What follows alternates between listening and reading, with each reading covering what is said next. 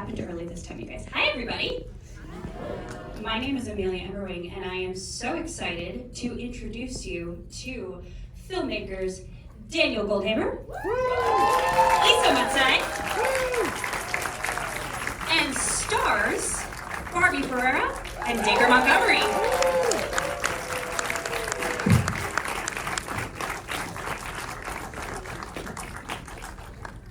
This one doesn't have the flippy leg.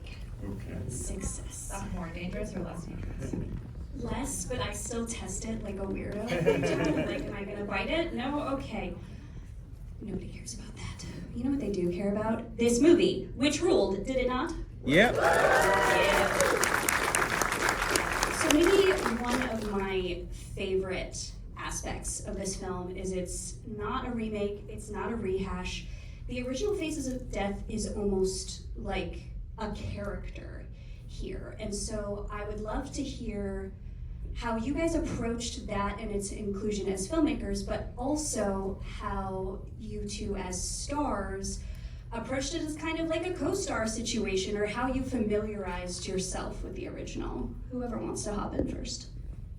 So one of our big inspirations for this movie is a 1968 film called Targets. If people haven't seen it, you should see it. It's one of the best movies from the 60s. It's by Peter Bogdanovich. And we felt a real kinship with this film because it's a movie that Roger Corman, who ran this like low budget filmmaking operation, for drive-ins, and he started the careers of like Martin Scorsese and Francis Ford Coppola and basically all the film brats.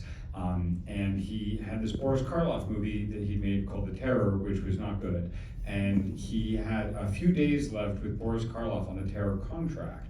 And he realized that what he could do is he basically went to Peter Bogdanovich, who was an assistant at the time, who went on to become a legendary director, and he said, hey, if you can figure out how to use some of this shitty footage from The Terror, and these days I have left with Boris Karloff, I'll let you do whatever you want.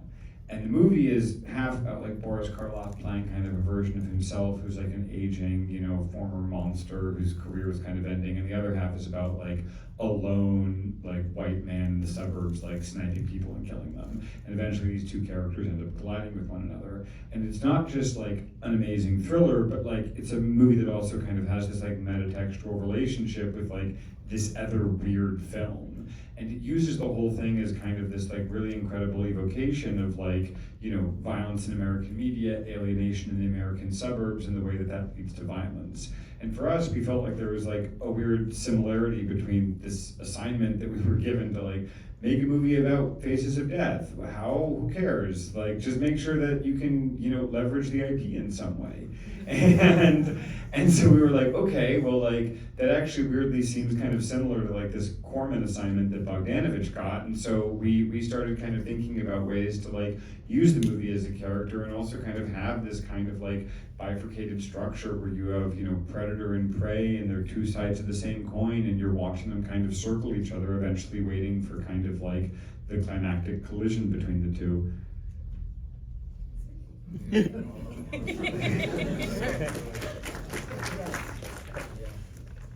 Ditto.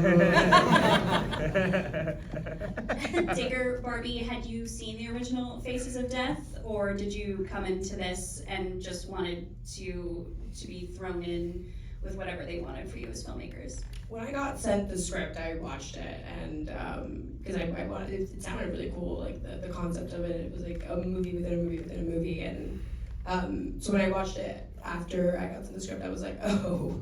Gotcha. And I was the kind of girl who was like downloading stuff on LimeWire and watching like band movies, and I don't know why that one wasn't on my radar, but it just felt like a really smart take. I grew up on the internet. I feel like a lot of us have, and even if we didn't, we're still addicted to our phones most of the time. I mean, I even see my grandma scrolling, and so literally. So it just feels like it's just so relevant and felt like a really smart take on it, and also fun. Like, it was a fun movie. It was fun to make, and it felt smart and just like accessible to like anyone who is receptive to the messaging. Grandma Scrolling is the name of our next film, just for everyone who's curious. Grandma scrolls, and then she goes on those Dropbox, like the dropship, like things. She's getting scammed. I mean, come on. Poor grandma. I agree with Bobby, yeah. I'm gonna have to follow all that up. It was, For grandma. yes. Or Grandma Scrolling, 2029. Before we dive into the meatier themes here, there are several tics in this movie, whether it be Margot's agoraphobia, not exactly agoraphobia, but you get the intent there, or Arthur's germophobia. We know the intention or the reason behind Margot's situation, but can you talk a little bit about Arthur's situation? Just me. It's just, I don't want to touch that things though. Yeah, it's good. Yeah, I think, well, I mean, that was something, I got really chronic OCD, like, I'm a crazy person. So I really connect deeply to Arthur on that level, not other levels, obviously. But yeah, we talked about that a lot in depth when we first met. Hey, Danny. Like in terms of like what exists in the script. Who are you waving to? You. Wait, what's happening? Hey, Danny. I don't know what's happening. I'm having an out-of-body experience. Basically, yeah, I can't remember though, I guess, based on what your question, essentially what was in the script versus what Dacre, Arthur, OCD stuff, Danny, that's more what I was asking. Well, I think she was asking where the blood fear came from. And honestly, the problem is we shot this movie 3 years ago, and we finished this movie 2 years ago, and there's certain things that we just don't remember why we did them. I mean, he was definitely afraid of blood in the script. Oh, 100%. But I think that We don't know Dacre why. brought it to a new level. Yeah, I was also like, Like, so I bought this like Skims cat suit that I wore because I was like, it makes me feel like a mannequin, and it's really like compresses on my body, and I think this idea of like the clean mannequin, the perfect mannequin, and everything that you do, especially as a person with OCD or as OCPD, is like, you know, everything is about control, right? And whether that's germs or whether it's mess or whether it's whatever, it's all about control. And I think there's a fastidiousness in that helps with his planning of everything. I remember why we did it now. It's popped into the old brain box, which is basically, I think that one of the ideas that we wanted to communicate with Arthur is that unlike killers who kind of like, you know, have an obsession with the actual act of murder, that's not really Arthur's proclivity. He's not somebody who's interested in the brutality of the act. He's somebody who's interested in the performance of the act. And he knows that the act has to be real to achieve his end goal of kind of attention generation. But I think the idea honestly just came from feeling like one of the best ways to click the audience into the fact that, like, yes, this guy's a psycho, but he's a new kind of psycho. He's not fascinated with murder, he's fascinated with the filmmaking of murder, and actually, like, the blood and guts and everything kind of disgusts him, because look at the house that he grew up in. He grew up in this, like, profoundly sterile environment. Everything about his life is synthetic. And so it kind of like, you know, makes sense that, you know, the murders that he's creating, that he's proliferating online will feel like a safe space to him, but the actual, like, you know, meat and potatoes of committing the act is something that he finds kind of unrelentingly disgusting. Barbie, you have two juxtaposing moments in the finale of this film. You have Margot's guttural scream, and then you have her just watching the recording go into the ether and know that she has done what she is meant to do. Which one was more cathartic for you as a performer? It's a great question. I think for me, Danny so kindly reminded me, because again, it was 3 years ago, I had forgot that I did it. I did it for a reason.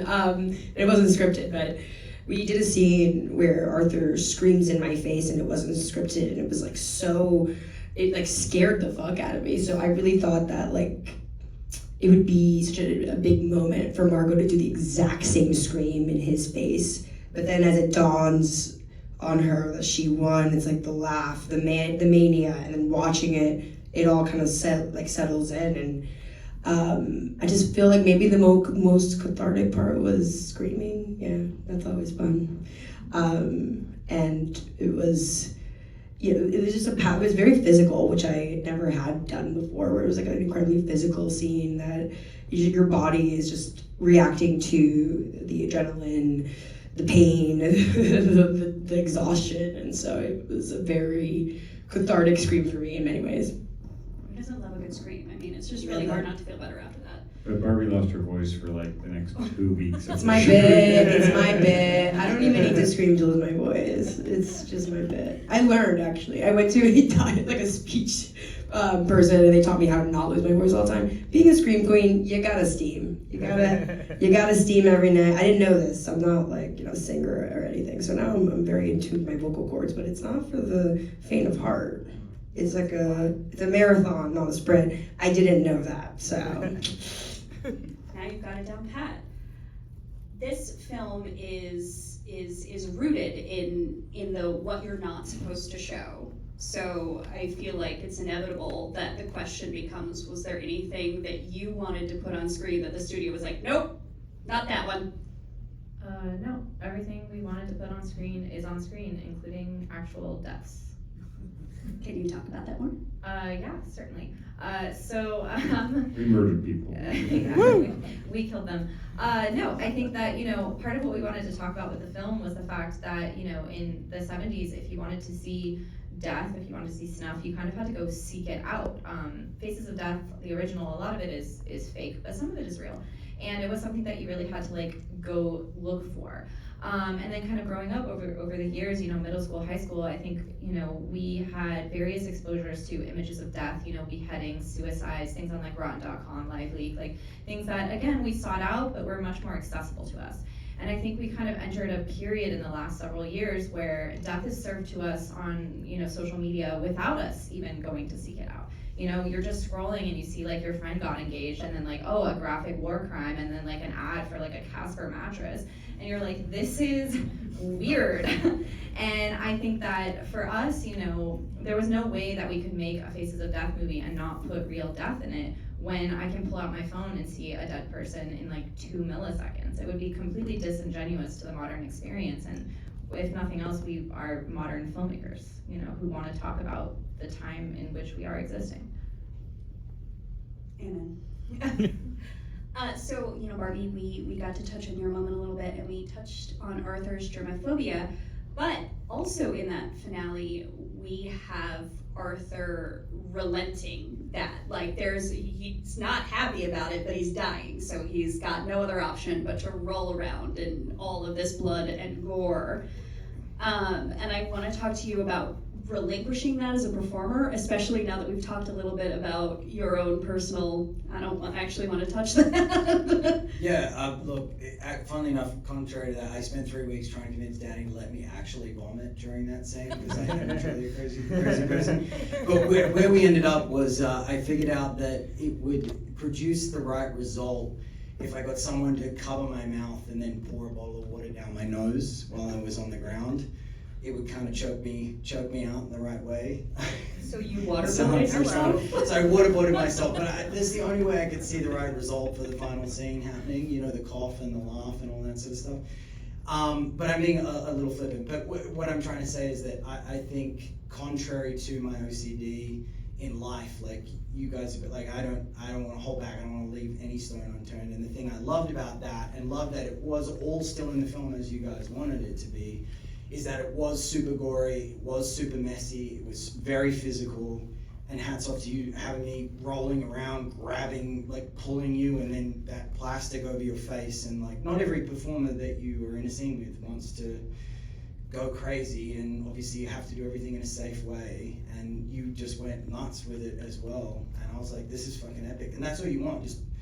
And for me, that was right. Danny, the last scene, we shot all my stuff pretty much chronologically, and I think that was the last scene on the last day, maybe? Yeah. Or something. Anyway, so I felt like the journey to get there was great, and I felt like we were finally, it was like our face-off moment, and it was as it is on screen. It wasn't glamorous. We did the one or after.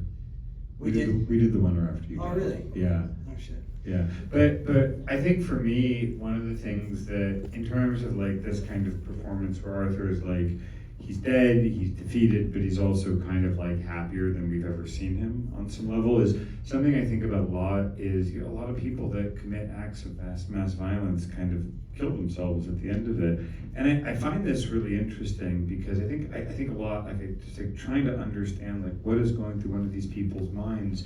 It's like, okay, if they're committing this act out of, you know, a desire for attention, wouldn't they want to kind of survive to understand the attention that they got? Like, and I think that there's this weird thing that, I'm totally projecting this onto people who commit these acts who then kill themselves, where I think that there's a feeling that that is their life's work that has actually like come to fruition, and they've kind of accomplished what they believe, you know, okay, well, I've done this thing and I'm going to be known for it, and that's all I need is to be known, to be recognized, even if I've already passed.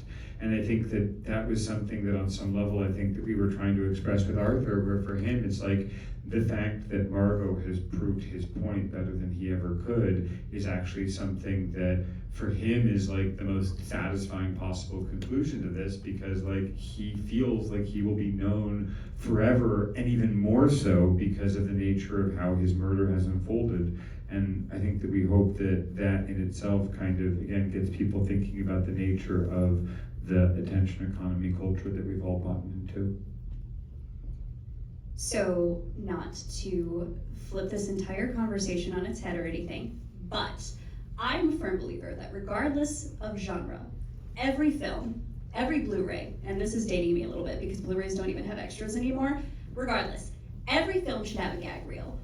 And none of them do anymore. But in the most serious of projects, you often have unintentionally hilarious moments. And so I want to ask each of you, what was the funniest moment on set, whether it was a blooper in a scene or something backstage, whatever. I don't know, I was trying to convince Danny to let me twerk in front of you. Saw a little bit of it. You started singing, and I got really into it that day. That was me trying to let loose a little bit. I got really tight hips, so I was trying to really loosen it up. What were you saying that you had the other like day? A human thumb. Say again? Never mind. It was, to be honest, it was a very serious shoot, like for me in terms of like headspace. But I definitely think that was the day that I felt. Yeah. And then. Anyway, I was gonna have another story. I think I was gonna tell that story, which is that the thing that I think is funny is that Dacre is a very, very serious actor, and I would say on some level like method in the way that he brings himself to the role, but he's not one of these people who's like in character 24/7. Like, you know, we're shooting, he's Arthur, the camera stops rolling, he's back to being Dacre and back to his Australian accent. And 6 months into the edit, I was scrubbing through a piece of footage, and for whatever reason I scrubbed back to like, I heard myself giving Dacre a note, and Dacre talks to me in, you know, his normal accent, and we go to shoot, and he's, I think, directing Neil and kind of Neil's death scene, and he kind of moves into his like Arthur directing voice. And I realized that voice sounded extremely familiar, and so I called Dacre and I go, Dacre, are you doing my voice when Arthur's directing people? And Dacre goes, did you just figure that out? And I modeled that version of on Danny with the glasses. And I was like, what the fuck? And he was like, you kept talking about how Arthur was a personal character to you. I assumed that's what you wanted. I was like, didn't you write this business based on... No.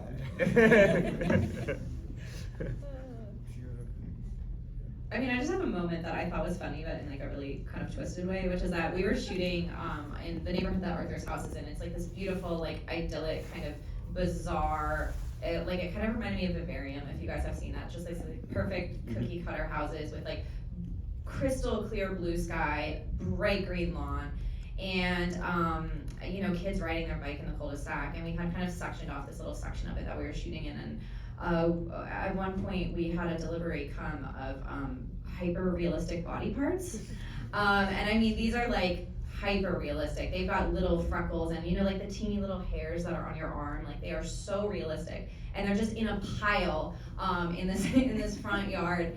And I remember just like standing there looking at it as this kid is like riding his bike in circles, like a block away. And I was just like, there's this scene is just like a metaphor for this entire movie. It just felt so perfect and really, really funny in a dark way. Yeah. Yeah, I was in my bloody outfit and the khakis and all walking around in this McMansion neighborhood in Louisiana, smoking a cigarette. And these kids, I don't know, they were just staring at me, obviously.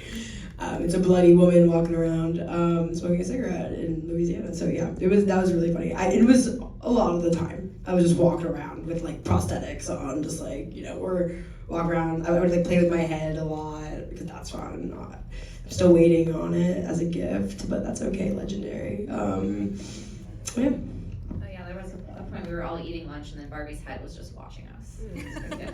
I feel like you should just go take it at this point. It's been 3 years. I've been asking. Yeah, go ahead. So we've got time for one more here. The film speaks for itself in every way, but I do want to ask, as creators across the board, what is it that you hope people take from Faces of Death? I think after, I don't think that, I'm trying not to make movies that I hope that people take something from it all, because I think I tried that on my last movie and I don't think it worked, and so I decided to stop trying to do that. I think that, not that I like wanted people to go blow up pipelines, but like, not no. And I think, but I think that like ultimately what movies I think can do a good job of is kind of like showing you something that you haven't seen before and bringing you inside of a world or an experience that otherwise is not yours or is abstract, or that when you are told about it, you're told in a way that's kind of unrealistic or kind of, skewed in some way. And I think with this film, more than anything, I think that we wanted to put people in a position where they just simply looked at the nature of the media that they're creating, they're consuming, and kind of thinking about like, hey, my phone makes me miserable. Like, my phone is something that is like the biggest stressor in my life. My phone feels like it's driving me away from other people. My phone feels like it's like getting me to feel things and think things that like maybe I don't actually want to feel or think, but like it's bombarding me with them 24/7, and at a certain point I'm just kind of like, just like giving up and kind of admitting, like conceding to it. And again, that's something that I think in the movie you even see Margot do. Like, she gets sucked into this conspiracy and this rabbit hole against her own best interest. And I think it's more about, trying to tell a story that brings people inside of kind of that nightmare in a way that foregrounds the algorithm and the private company and, the idea that Arthur's argument for why he's doing what he's doing is totally rational to Arthur. If we live in an attention economy, and the attention and that says that a great way to get attention is to commit an act of mass violence, that means that committing an act of mass violence increases your value as a person. And he's following that very rationally to try to become a valuable person. And I think if you kind of bring people inside that experience, and hopefully they leave being like, well, damn, maybe there's a kind of fundamental shift that we need to have in terms of our values and in terms of kind of how we think about social media. And I don't think that's going to leave anyone with like an answer, but at the very least with them looking at the way that they engage with the world, hopefully a little bit differently. Woo!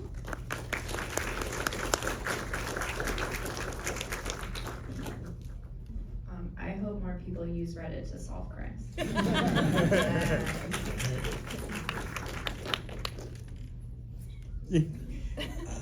Dacre's really in it for the pantyhose market. Yeah. He's trying to, it's all SpawnCon. I was just gonna say, saying to someone the other day, horror is probably, other than thrillers, like my favorite genre. And hopefully to answer your question and touch on what Danny said is, I think horror to me is a Trojan horse. Like, it gets people like in cinemas in a period of time when the business has changed and not a lot of people come to the cinema anymore, and kind of masks the issues that are really difficult to have conversations and watch movies, scripted or non-scripted, about, and presents them in a way that gets bums on seats, and then hopefully has people leaving having really learned something, even if that's not something, Danny, that you necessarily like want, like you're saying. I do think it is expressed here, and I think that's what the genre is really good at doing. Like, bring her back. Woo. I love that film.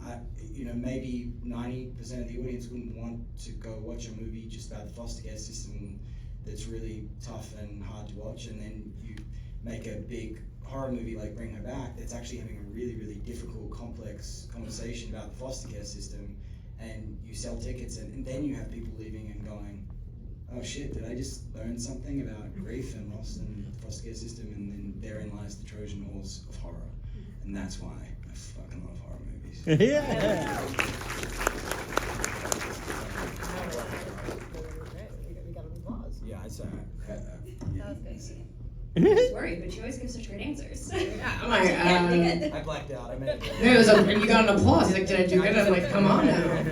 Hello, you got the whole audience applauding. I hope that people, what I really find fun about this movie is that it's a contemporary film that feels honest and not like it wasn't written by outsiders. It feels like someone who lives, I feel like sometimes we can watch something that's trying to tackle social media and it feels, even if it's not like AI, where you're like, does this person even live in this reality? And this film just feels honest and fun, and it doesn't dumb anything down. The trauma that we are having with the digital age is with everyone. It's not just kids, it's not just a certain kind of person. It's something that's slowly creeping into our lives, and at a point where right now it's insane. You can go on X or Instagram, Reddit, see the atrocities of the world every second of the day, even if you don't want to. It just kind of pops up on your phone.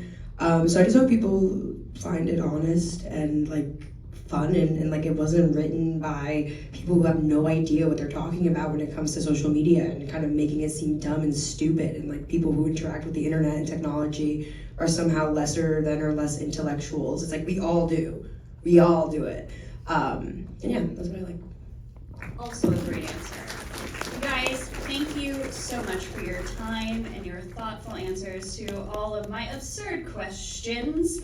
And you guys, thank you all for joining us in celebrating Faces of Death.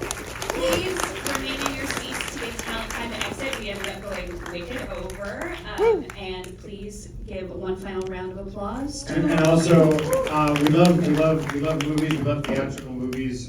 Thank you all so much for being here and supporting like crazy theatrical cinema. And we come out this weekend, and it's a very competitive weekend. And opening weekend is really important for a movie like this. So if you liked the movie, if you were passionate about it, like please get your friends out, come see it again. It means the world to us, and it means that like crazy shit like this can keep getting made. So thank you all so much for being here.